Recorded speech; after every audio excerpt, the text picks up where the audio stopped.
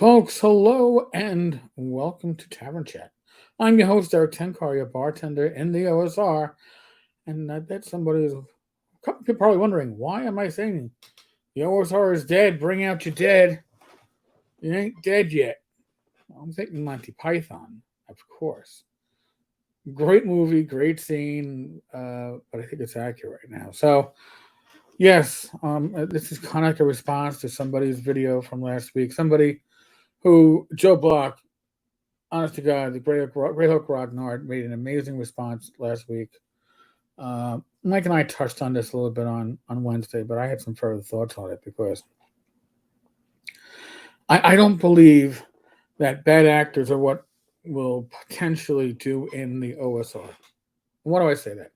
Because the bad actors in question don't identify as OSR, right?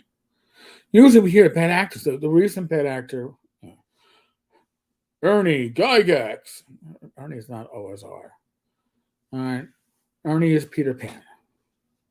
All right. He is someone who will not grow out of his formative gaming years, wants to relive them, and will sacrifice anything and anyone to do that. I'm being honest. That's my opinion. All right. What respect I had for Ernie is long gone. I have empathy for his situation, but not sympathy. So I don't think that he necessarily makes a valued guest at a convention, but neither do I think that it makes a difference if he's there or not. But he's not OSR. Wenger Santana. Wenger is O5R according to him. He doesn't identify as OSR, right? Okay. TSR, new TSR. New TSR has produced nothing. Nothing. So how could they even be OSR? Oh, I know, because they also snagged the OSR Games LLC / trademark. They're not OSR. Nobody has to be OSR. Everybody is and everybody isn't. Whatever the case may be, we can't even define what OSR is and agree on a definition. So how are we going to agree on who's in it and why it even makes a difference? So that's not why the OSR could potentially fail. I mentioned yesterday that my thought, what I'm looking at with One D&D, is that it's quite likely that there will not be an SRD as we know it, or an open game license. It could be a closed game license where you have to play within their sandbox, their walled garden. Now, walled garden may be the DM's guild, or maybe not, right? It may be that they say, hey, we want, just like they took D&D Beyond and bought it outright. They might tell one bookshelf, hey, listen, you have a choice. You can sell us the DM's guild and it becomes our sole entity, and we'll pay handsomely for it, or we'll close the DM's guild and start our own. Don't think it wouldn't happen. Wizards of the Coast is certainly large enough and competent enough to figure that out. Remember, one bookshelf doesn't print those books. They are printed by, was it Lightning Publishing?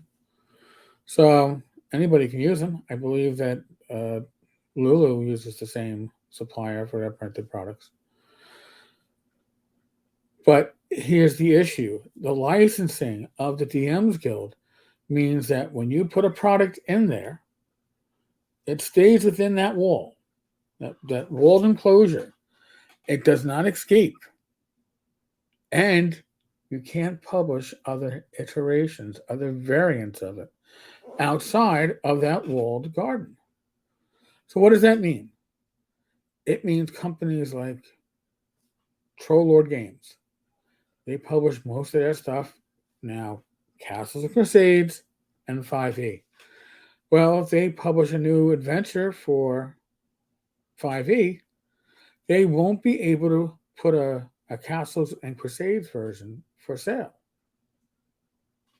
Well, that sucks, right? Now, if you want to support castles and crusades, you have to make products that are just for castles and crusades.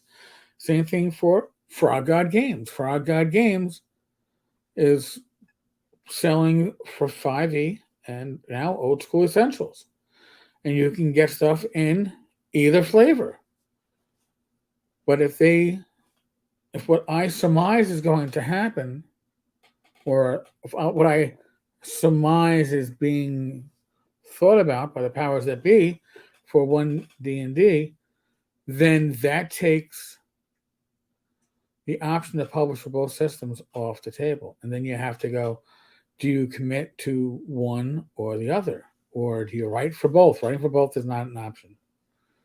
You can't do separate content for both because you're literally doing twice the effort for close to the same profit margin that you were making before.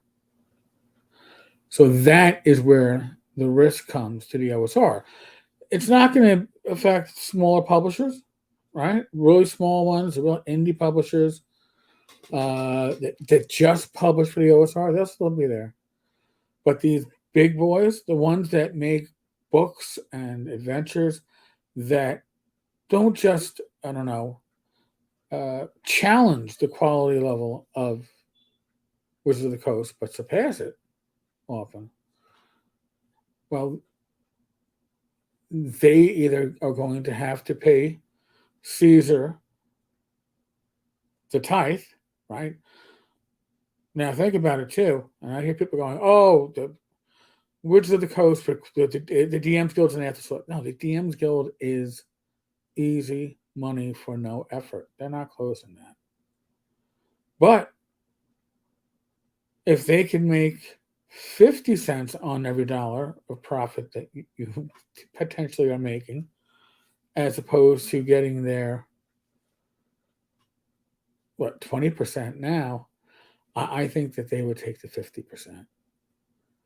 And that's why I see the DMs Guild either being bought out or closed, and a similar type of entity, similar type of program being put up directly by Wizards of the Coast to support One D&D. Remember, One D&D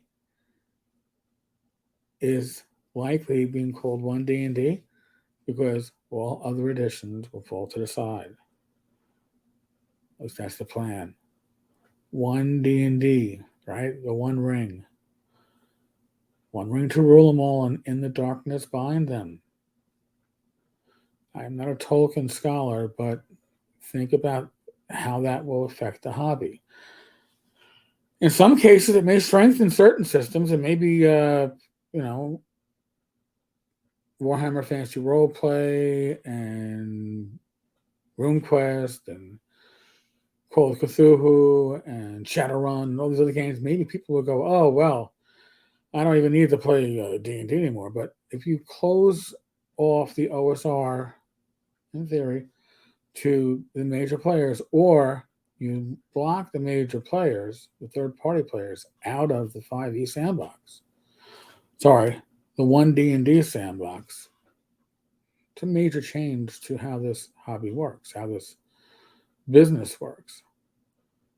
Now, I know some people are saying, "Oh, it's a bubble." Sure, it could be a bubble, or it could keep on rising with more and more players. I don't see people walking away from the hobby. And honestly, I don't think Wizards of the Coast cares if it's a bubble or not, so long as they can control their profits and continue increasing it, right? That's what it comes when you're that corporate. That's your goal. So my guess is that right now, in the hallowed halls of Wizards of the Coast, there is a little bit of a battle brewing. Remember what happened with 4E. 4E got the game system license to take away the OGL and bring all those profits back within Wizards of the Coast.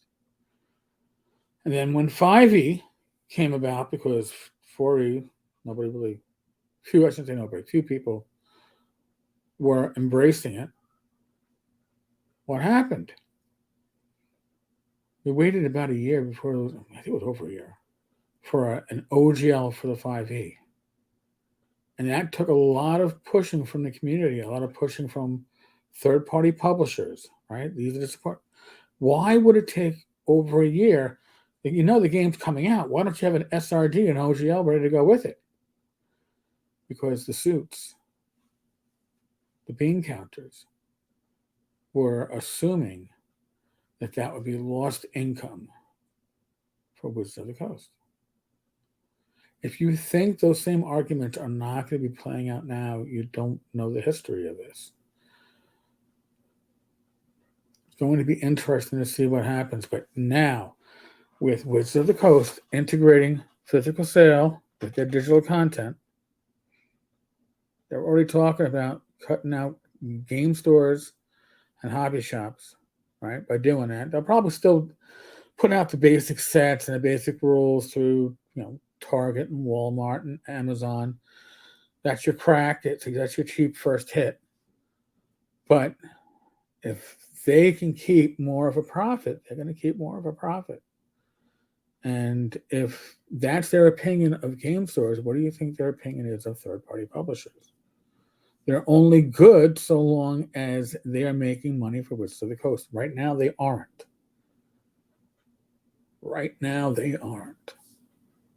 So, again, if you take these major third-party publishers and you force them to choose between OSR and 5e, the OSR is going to lose. Even if they decide to publish for the OSR, you're going to lose because these publishers are going to be making less money than they were before, less money to invest in writers and artists and new content. It's going to be a game changer. Yes, Wizards of the Coast has probably about half or more, probably more, of the share of the RPG industry right now. Now, I could say that we'll safely say it's more than half. But whatever share they have, they want to increase it.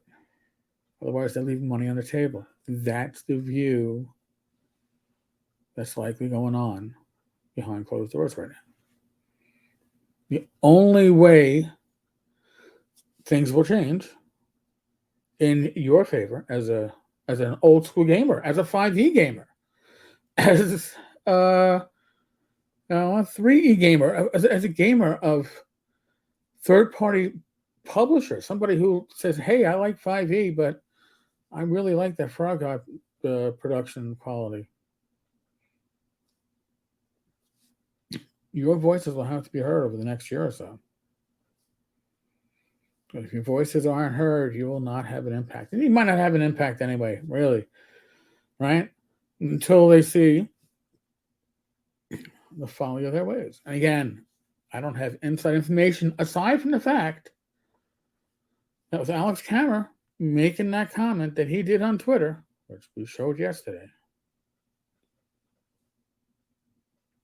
We know that comment is because Alex is hearing stuff. Now, maybe he's hearing rumors that are false. This isn't like 5e. I can't roll my intuition or my detect lies and cast a spell and figure out what's going on. But we've been through this before. What's the other song saying? I won't be fooled again. If you think the last two editions, they tried to do away with the OGL, why won't they try it again? Just a thought. So that is what could actually hurt. It won't kill. It's not going to kill the OSR, but it could certainly damage it. It could certainly, make it less of a publishing entity as a larger form. So, I know. Talking out of my ass. I've been known to do that. But in this case, worrying about bad actors, every community has bad actors. 5e has bad actors. They're not going to cause game to 5e to crash and burn. Every community has bad actors. Every occupation has bad actors. We're not talking about bad actors here, okay? We're talking about a change in the market that's going to potentially affect every third-party publisher. Of 5e material, of OSR material, just something to think about. Folks, on that very note, hey, use your common sense. I used to tell you, right? I used to say a lot longer speech about seek a medical professional and seek their advice, because advice should be tailored to you and your medical history, right? Because although I am vaxxed and boosted, my sister has only her first shot, because her first shot gave her heart palpitations. So you just can't go into any of this stuff blindly, which is why I say use your common sense. Use your common sense takes all that and boils it down to it's on you to do what's right for you. Wow. Tough concept. Other than that, folks, I will be back again tomorrow with another news update within the gaming sphere. Be well. God bless. Roll those dice. Roll them well. Later, folks.